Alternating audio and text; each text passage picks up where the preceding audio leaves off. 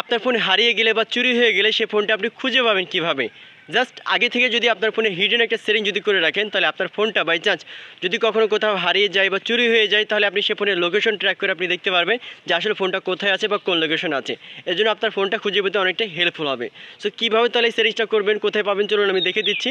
But এরকম important video প্রতিনিয়ত পেতে পেজটা ফলো করবেন এবং ভিডিওটি ভালো লাগলে টাইমলাইনে শেয়ার করে রাখবেন। আর ইউটিউব চ্যানেল থেকে দেখে থাকলে সাবস্ক্রাইব করবেন।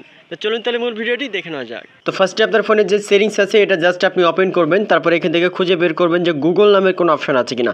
প্রত্যেকটা ফোনে কিন্তু থাকবে, যে দেখেন নিচের দিকে আমার লেখা আছে গুগল, আপনি খুঁজে বের করবেন, তারপরে গুগল অপশনে আপনি ক্লিক করবেন। তো এখানে আমি গুগলে ক্লিক করলাম, গুগলে ক্লিক করার পরে এখানে অল সার্ভিস লেখা থাকবে, আপনি অল সার্ভিসে ক্লিক করবেন। তারপরে নিচের দিকে আবার একটু স্ক্রল করার পরে আপনি খুঁজে বের করবেন যে ফাইন্ড মাই ডিভাইস অথবা ফাইন্ড হাব এরকম নামের কোনো অপশন আছে কিনা। তো নিচের দিকে দেখে একটু স্ক্রল করলাম, আমি স্ক্রল করার পরে আপনারা অলরেডি নিচের দিকে দেখতে পাচ্ছেন যে লেখা আছে, দেখেন ফাইন্ড হাব লেখা আছে। আবার বলে অনেকের ফোনে ফাইন্ড মাই ডিভাইস লেখা থাকতে পারে, আবার কারো ফোনে ফাইন্ড হাব লেখা থাকতে পারে। তো আমার ফোনে যেহেতু এটা আছে, আমি জাস্ট এখানে ওপেন করলাম।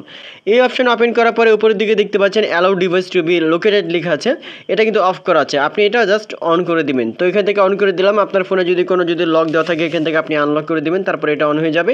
আর অবশ্যই আপনার ফোনে যদি লোকেশন অন না থাকে আপনি এখান থেকে জাস্ট আপনার ফোনের লোকেশনটা আপনি অন করবেন, তাহলে কিন্তু এখান থেকে আপনার কাজ শেষ। এখন মূল বিষয় হচ্ছে, দেখেন এখান থেকে ব্যাক করলাম। আপনার ফোন যদি কখনো কোথাও হারিয়ে যায় বা কেউ যদি চুরি করে নিয়ে যায়, তাহলে আপনি খুঁজে পাবেন কীভাবে। এই যে দেখেন এখান থেকে রিকমেন্ডেড লেখা আছে, এই অপশনে যদি একটু ক্লিক করে, যে দেখেন এখানে লেখা আছে ফাইন্ড হাব, এটাও কিন্তু একটা অ্যাপসের নাম, ঠিক আছে। আপনি গুগল প্লে স্টোর থেকে এই অ্যাপসটা ইনস্টল করবেন, মানে আপনার ফোন যেটা হারিয়ে গেছে ওই ফোন থেকে তো এটা ইনস্টল করা যাবে না, অন্য কোনো ডিভাইস থেকে, আপনার ফ্রেন্ড সার্কেলের ডিভাইস হতে পারে বা আপনার ফ্যামিলি পার্সনদের কারো ফোন হতে পারে, মানে অন্য একটা ফোন থেকে আপনাকে এই অ্যাপসটা ইনস্টল করতে হবে গুগল প্লে স্টোর থেকে, দেন এটা ওপেন করতে হবে। তো দেখতে পাচ্ছেন আমি গুগল প্লে স্টোর ওপেন করলাম, তারপরে এটা যেহেতু আমার অলরেডি ইনস্টল করা আছে, সো আপনারা এটা গুগল ফাইন্ড হাব লিখে সার্চ করার পরে এটা ইনস্টল করবেন। তারপরে এখান থেকে আপনি ওপেনে ক্লিক করবেন। ওপেনে ক্লিক করার পরে নিচের দিকে দেখেন sign in as a guest লেখা আছে, আপনি জাস্ট এই অপশনে ক্লিক করবেন।